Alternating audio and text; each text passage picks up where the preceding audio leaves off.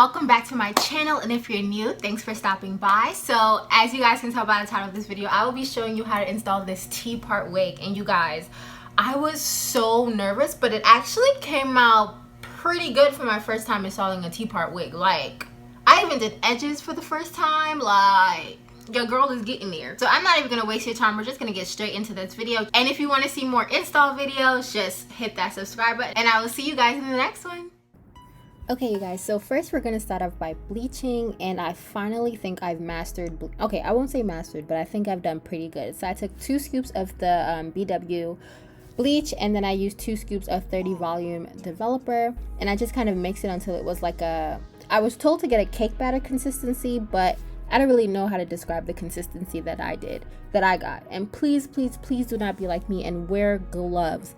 Every time I tell myself if I bleach my knots again, I'm gonna wear gloves, and never do. And I'm always getting like these little bleach spots on my fingers. So please, please, please wear gloves when you do this. And I did a little bit more than I needed to, because a T-part wig, it doesn't really have a lot of lace space, if you know what I'm talking about. So I really didn't need this much, but I wanted to have more so that I didn't have to go back in and make another batch.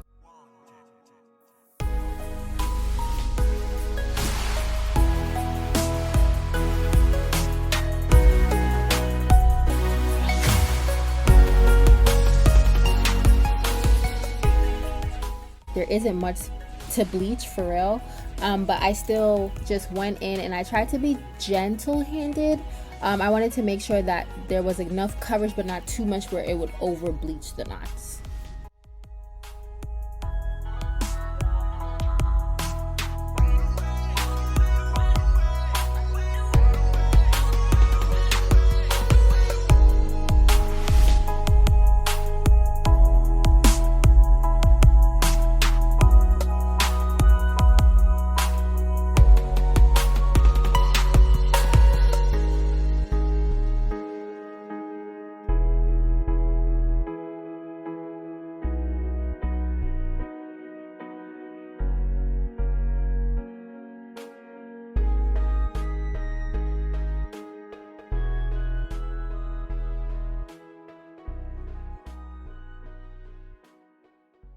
And I left it on for about 15 minutes or so.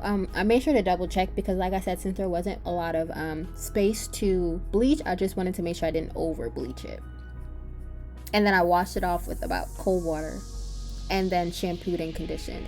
And then I went in and plucked. And you guys, this was actually really hard, because as you guys can see, there wasn't much space to pluck. So I went in and I plucked a lot. I plucked for about 20 or so minutes, but there was still like more to be plucked. But I think overall it came out pretty good for how much like plucking I did and how it looked. I went in sections, and then I actually focused a lot on the front, because the front didn't give very realistic hairline, and then also when I plucked behind the very front, it wasn't giving what it was supposed to give. So I just had to like go into sections and then go back and forth, and yeah, it just took a minute. I feel like you have to be really patient when you're plucking. And I also made sure to pluck it while it was still wet from when I washed it with the shampoo and conditioner.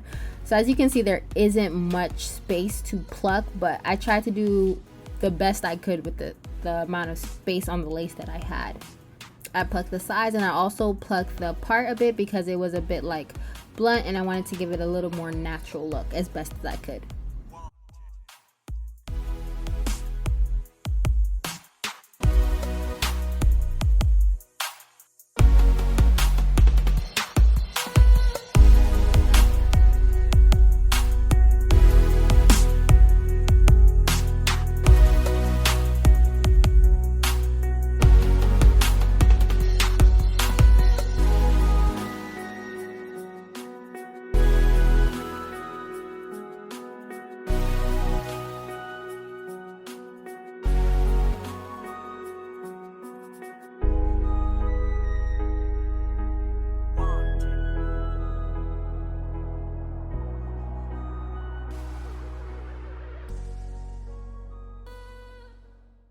But all in all, I've had this wig for about 2 weeks now, and I would give this about an 8 out of 10. It's super soft. It's very like workable.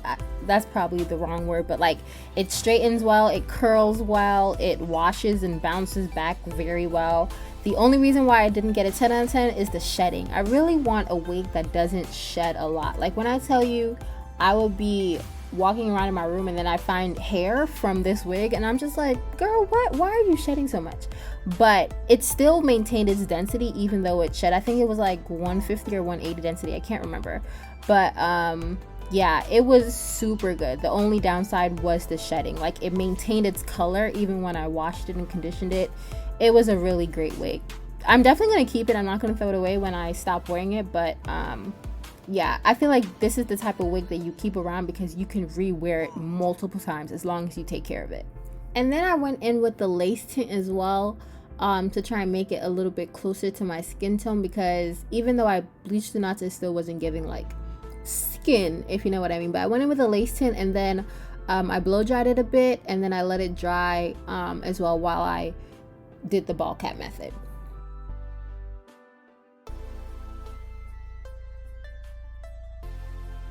You guys, don't judge me for how my ball cap method went. I had to be somewhere in an hour and I hadn't like done my makeup or gotten dressed yet, so I was rushing a bit. But this is like just the standard ball cap method. You go in with your free spray, and I don't remember how many layers I went in with. And then I also wanted a bit of security because it was 95 degrees that day, so I knew I was gonna sweat and the free spray was not gonna last. So after the free spray dried down a bit, I went back in with about a layer of the Ghost Bond glue, and that was just to add extra security. You don't have to do this. It was just something that was going to make me feel comfortable. If you're doing the ball cap method, you can do either or. You can do either or, the free spray or the Ghost Bond glue. You don't have to do both. But I just did that for extra security for that day.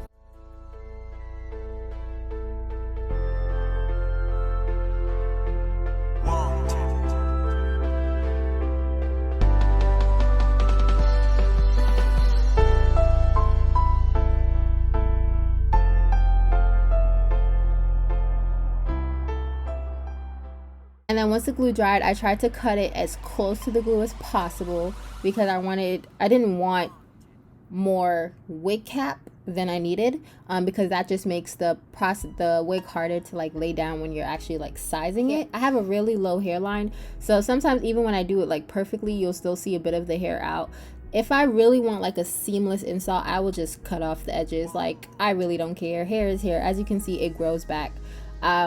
But yeah, if you have really low hairlines, the best you can do is try to cover it as much as you can. As you can see, I even pushed back my edges and there was still some down below, or you can just cut them off. It's up to you. And then I went in with this HD concealer and it matches my skin tone perfectly because this wig cap was a little light. I've started to see that once I use a wig cap that is closer to my skin tone, I don't have to do this part. But because this was also the wig cap that came with the wig, but this wig cap was lighter, so I just went in with my concealer.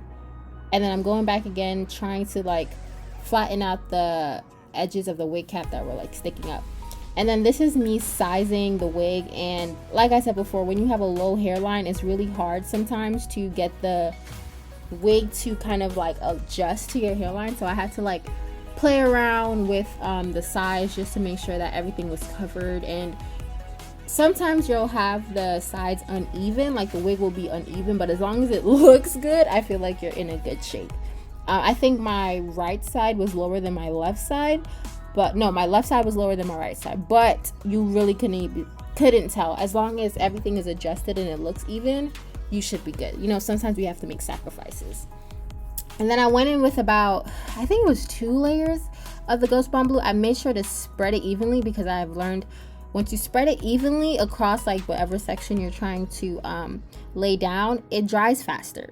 And because everything is like drying evenly, you really don't need to put a lot of glue, as you can see. And I just let it dry for however long. My blow dryer is on, mine has low, medium, high, so I don't really know what temperature is, and then a cool setting. So it's on high right now just because, like I said, I was running late and I just couldn't really wait. I was not being very patient. But yeah, so I try to do 2 layers of the Ghost Bond just to get like a good secure. And right here I'm also wiping off some of the glue because, like I said, you really do not need too much glue because, one, it makes the whole process longer, and 2, it just makes everything messier. So you really don't need a little goes a long way. And I did this in sections because I realized once you do it sections, you can like focus on what that one section needs and make sure it's like installed perfectly before you move on to the next.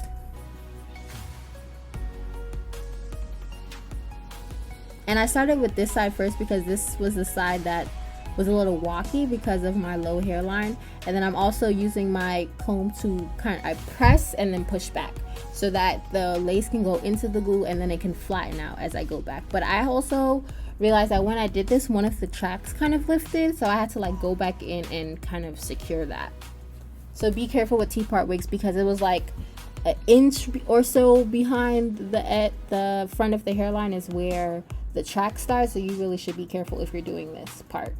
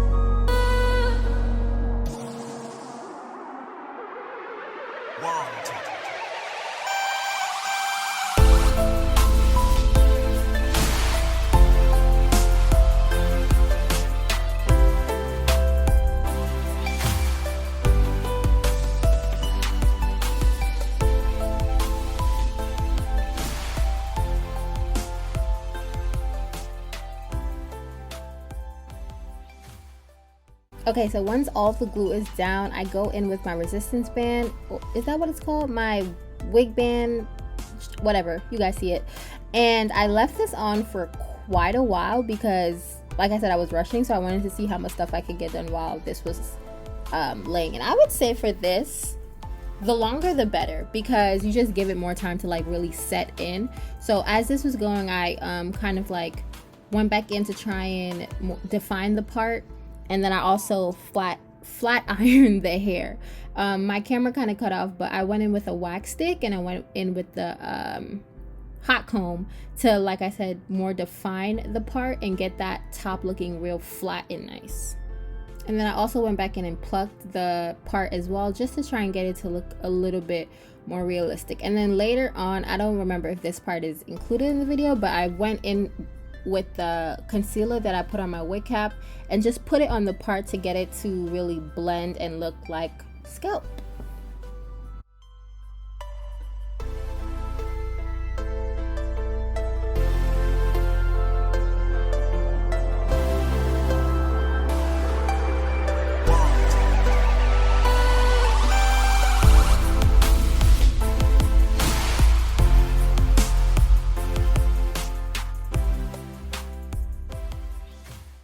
And here's me after I rushed to do my makeup and got dressed. Let's also take a moment, a makeup tip. Always go back in with your makeup so you don't have that line of demarcation. But yes, this is after about, I want to say 15 minutes of the, what is it called? The band on my front, and looks pretty. Like, look at this close up, you guys. But yeah, I didn't really like how it looked without edges. I felt, and listen, this is the first time I was doing edges, so if you don't want to do edges, you really don't have to, but I personally didn't like how it looked without edges. So I was like, you know what, I'm going big, so why not just try and do it, you know? So I watched some Arrogant Tay videos and I was like, let's do it. So I went in and took up about 4 sections out. I did sideburns and then 2 in the front, just to kind of like give it a bit of personality. And I went in with a mini flat iron just to curl them. I realized that curling it outwards, you guys will see, kind of helps with the pattern. And then I went in and laid it down with mousse, and this actually worked perfectly for my first time. It was super simple actually, and I think it came out really good in my opinion.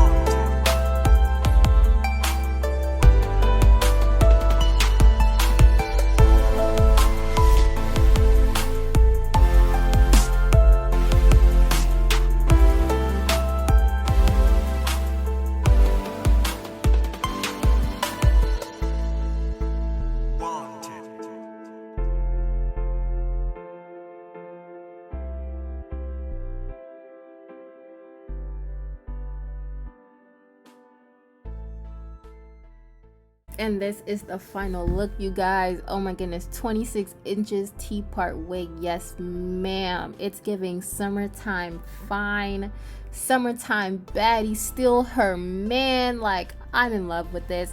If you guys enjoyed this video, please hit that like button and subscribe to see more, and I will see you in the next video. Bye.